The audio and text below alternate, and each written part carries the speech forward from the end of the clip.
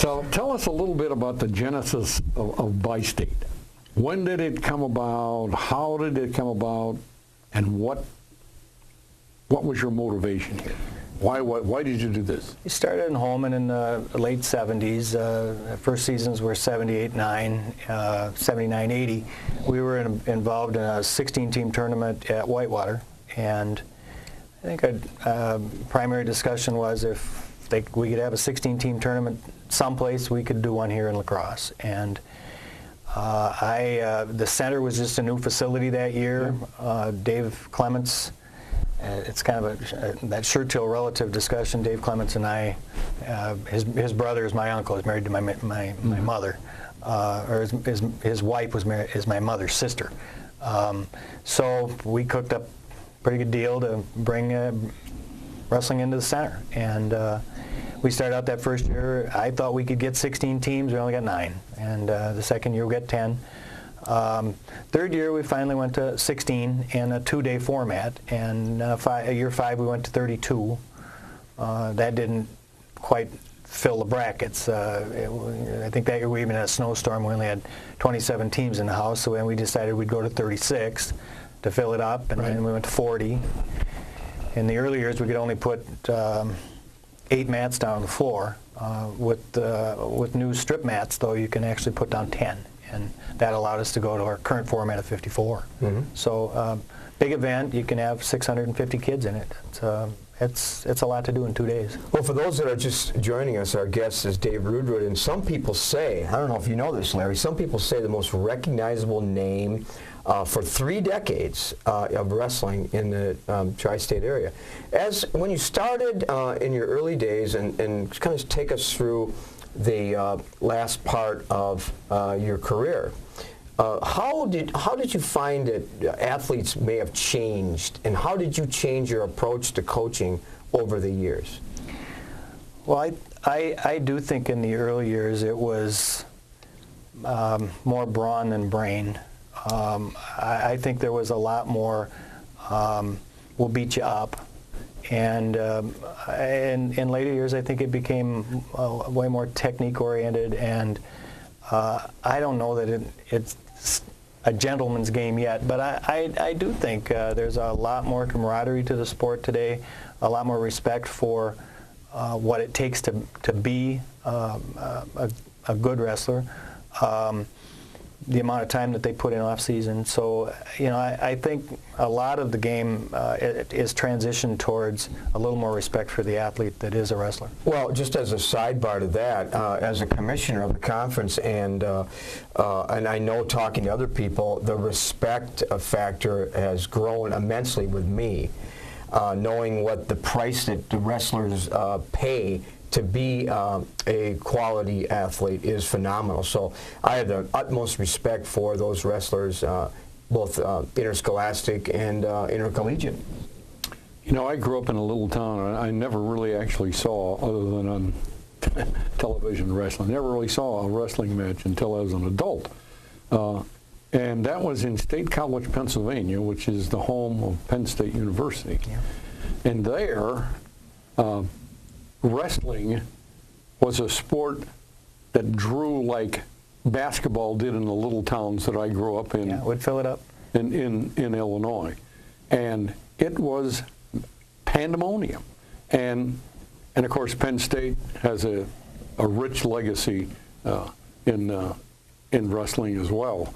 But what are the changes that have? I know there's been some changes to the game. For instance, I remember that writing time was a factor in scoring, especially if there were ties. That's not a factor anymore, is it? On the college level, it was. It was not in high schools. Oh, is that right? When I was part of, any time I've been part of the game.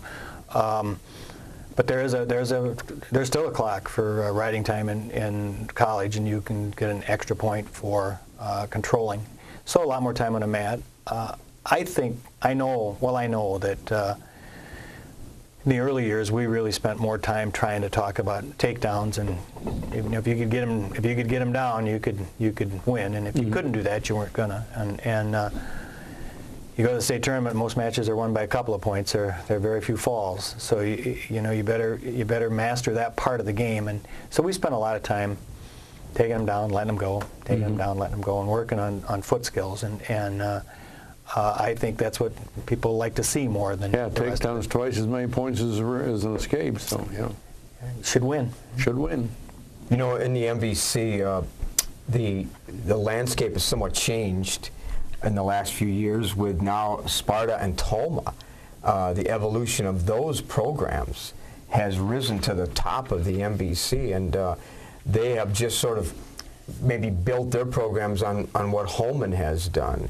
And there's sort of a resurgence with Central, and there's a lot of really good programs and quality coaches, I must say, in the MVC. Talk a little bit about that change as you see other teams emerging. Well, I suppose you could talk about it going in cycles. We were on top a long time, but we wrestled with Arcadia back and forth in the early years in the Cooley, and took a lot to get past Central in the early years in the MVC, and then we probably ran for a while, and then Toma was, I think, it for 4 or 5. I think Sparta's been pretty much it the last 2 or 3. Their duel, Holman and Sparta's duel this year came down to just a couple of matches. So so more parity, perhaps? I think there's some parity in it this year. But Sparta went to Division II, and Holman and Toma stay in Division I. So a lot going on. We probably got time for one more question. One of the things that's always interested me about things like the Bi-State and Stars tournament is and things of that nature, boys club tournaments, the economic impact that it does for the area. Has anyone ever made a calculation as to what that massive tournament brings in the way, especially at a time of the year when nothing else is happening here? We've heard numbers at different points in time that we probably bring 4,000 to the city at $140 a day for 2 days. That we might have a roll value of around $1 million, and that's been true for the last 10 or 15 years. We also did 3 kids nationals here. We did a couple of international exchange duels. So I think we've run 45 events in that center. Great facility for the sport. Not a bad seat. Good acoustics, and big floor. Wrestlers can be down and away from the crowd. It just seems like the right atmosphere for the game. And they're bringing collegiate wrestling there in 2011, 2012, and really liking the venue. So we're out of time. I mentioned it was going to go fast, and we probably got through half our questions, but there'll be another year. So we want to thank you for coming. I'm sure that many people like me had no idea of the extent of your involvement even in wrestling, and I knew that was one of your primary fortes. But the entire community owes people like you and Terry and the Stars people for the economic impact that it makes to this area.